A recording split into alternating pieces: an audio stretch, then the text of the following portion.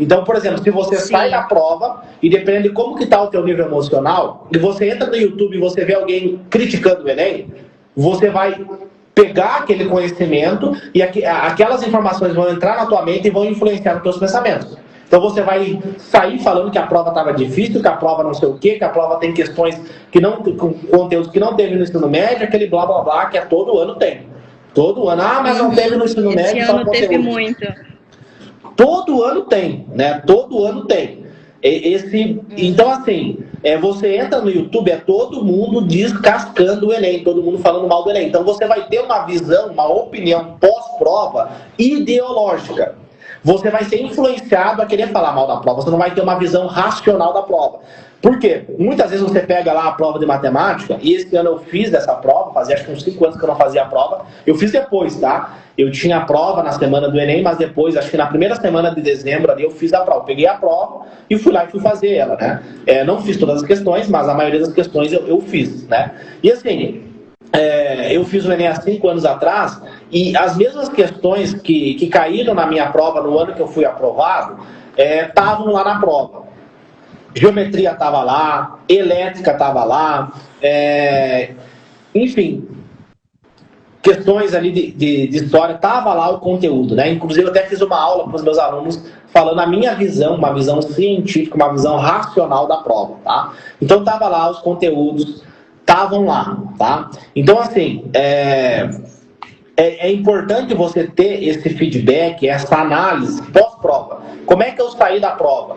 Eu sabia fazer as questões, eu lembrava dos conteúdos que foram cobrados na questão, eu tive capacidade de memória, de lembrar desses conteúdos, ou eu fiz as questões no chutômetro, eu chutei as questões, eu achava que era aquilo, eu tinha certeza absoluta que eram as alternativas. Então acho que esse é o primeiro ponto, tá? Você analisar isso. Por quê?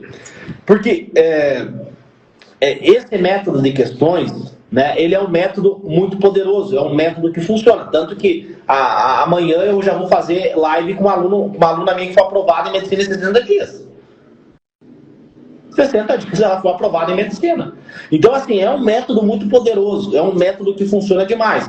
Só que muitas vezes a pessoa imagina que quando eu faço aulas aqui, Tayla, eu falo pontos do método, né? E aí você pegou pedaços do método, você não tinha ele completo, e aí você faltou algumas partes dessa metodologia. Entendeu o que eu quero dizer? Uhum. Sim. Então, assim, eu acredito que esse, na sua visão, você quer que seja o seu último ano de estudo, correto?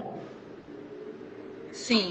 Pode ser que agora ali em fevereiro, você mande mensagem para mim, Léo, passei em medicina. Uhum. Ou pode ser que você mande mensagem, pô, Léo, não consegui passar em medicina. Independente do que vai acontecer no dia que sair lá o resultado do SISU, o resultado do ProUni, independente disso.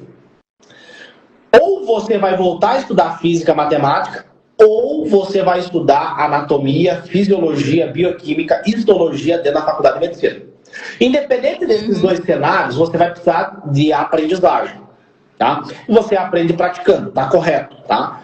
Só que você precisa ter memória, tá? Então, acho que esse é o ponto que faltou ali. Não é só fazer a questão.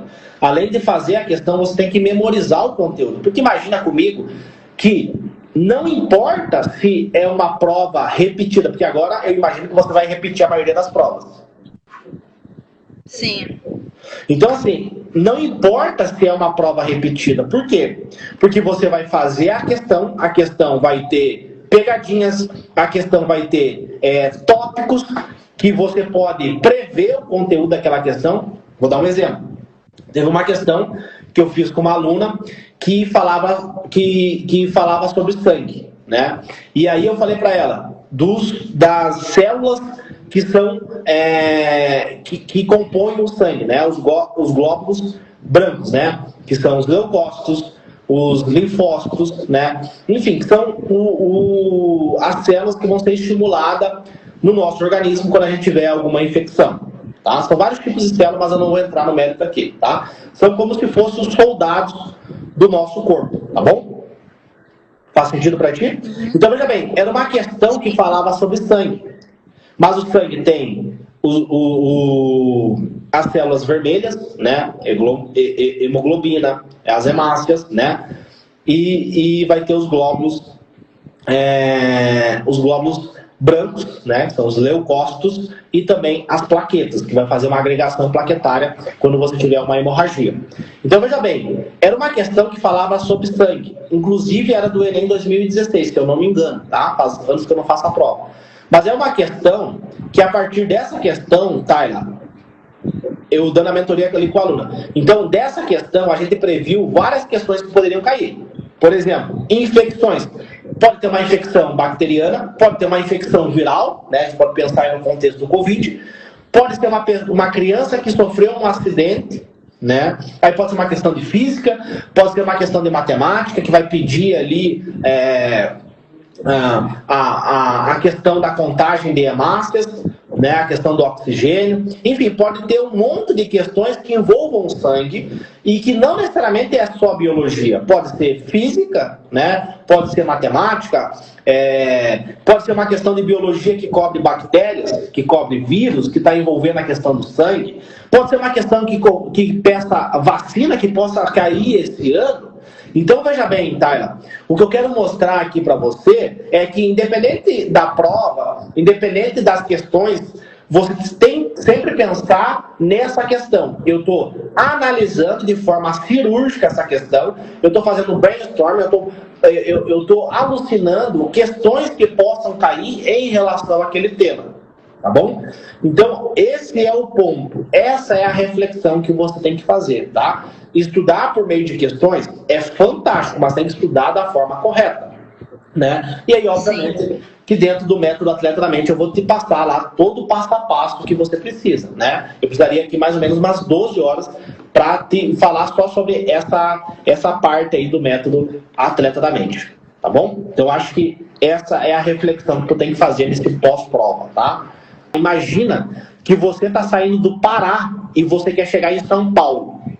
Só que você está indo a pé. Só que você pode ir de avião, você vai chegar muito mais rápido. O que eu quero dizer com ir a pé, do Pará até São Paulo? Você está pegando várias dicas no YouTube, você está pegando vários pedaços de método e você está tentando aplicar isso de forma inconsciente na tua rotina de estudo. Isso pode ser muito perigoso. Pode dar certo?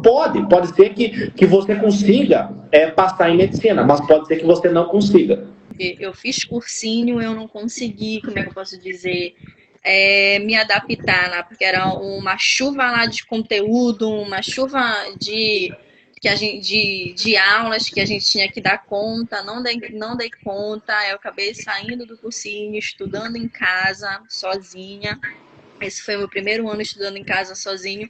Então, eu estou tentando me adaptar, né? No início do ano retrasado, né? Tentei estudar pelo método normal, né? Pelo método tradicional. Vi que não dava também. Aí, procurei outros métodos. Procurei saber mais sobre o método de questões. Me adaptei melhor. Achei que eu fui melhor na prova. Achei a prova... Beleza, foi melhor, tá? Ele funciona. Só que no formato que tu comentou comigo, ele tá errado. Tá faltando partes nessa aplicação do método. Então, assim, eu recomendo urgentemente que você escolha um método que você vai seguir, porque é muito perigoso você ficar pipocando de método em método. Uma hora é tradicional, uma hora é questão. Aí faz o questão, mas tá aplicando errado, entendeu? Então, assim, essa é a reflexão que você tem que fazer, tá?